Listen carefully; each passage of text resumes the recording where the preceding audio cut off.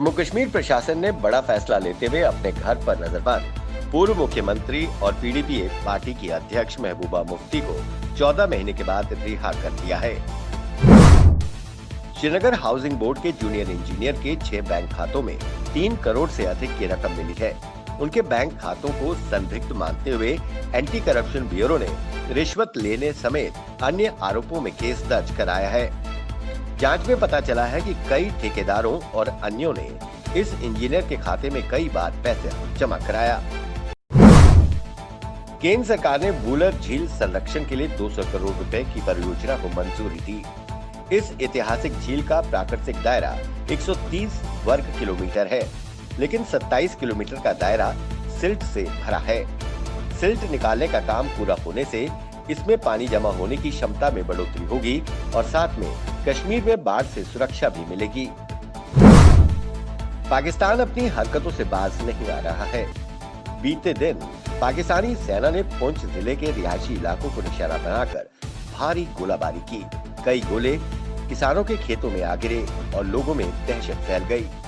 वहीं भारतीय सेना द्वारा किसानों के खेतों पर गिरनी कर्मा सेक्टर में गिरे मोर्टार शेलों को डिफ्यूज किया गया। नीट परीक्षा का विशेष चरण 14 अक्टूबर यानी आज शुरू हो रहा है। इसमें देश भर के छात्र हिस्सा ले रहे हैं।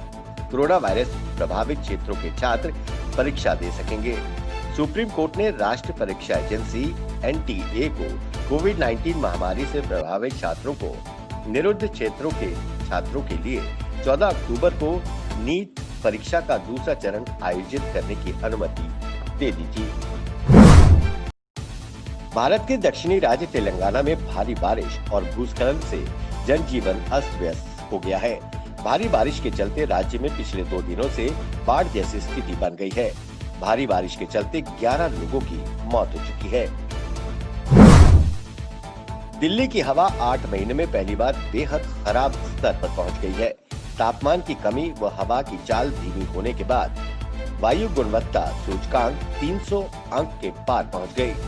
प्रदूषण का स्तर बढ़ने के पीछे पंजाब हरियाणा समेत दिल्ली के सीमावर्ती क्षेत्रों में पराली जलाने का धुआं बताया जा रहा है।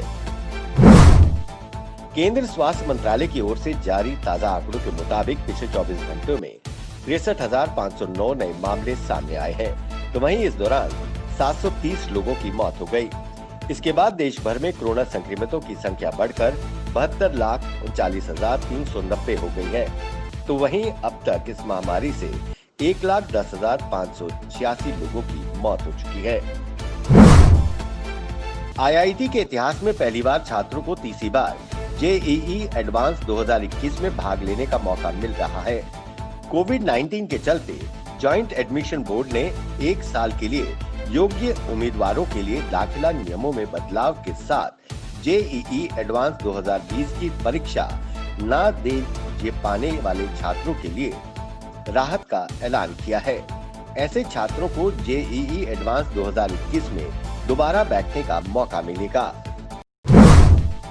देश में त्योहारी सीजन शुरू हो रहा है। दुर्गा पूजा, दशहरा, दिवाली और छठ पूजा को देखते हुए अक्टूबर और नवंबर के बीच रेलवे 392 त्योहार विशेष ट्रेनें चलाएगा। रेलवे ने ये ऐलान किया है कि ये ट्रेनें 20 अक्टूबर से 30 नवंबर के बीच दौड़ेंगी। भारत ने हाल ही में ब्रह्मोस सुपरसोनिक क्रूज मिसाइल का सफल परीक्षण किया, जो 400 किलोमीटर से ज्यादा दूरी तक टारगेट को ध्वस्त कर सकती है। DRDO के प्रमुख जी सतीश रेड्डी ने बताया कि परीक्षण का मुख्य उद्देश्य मिसाइल में स्वदेशी सामग्री को बढ़ाने के लिए किया गया है। चीन ने एक बार फिर भारत के खिलाफ जहर उगला है।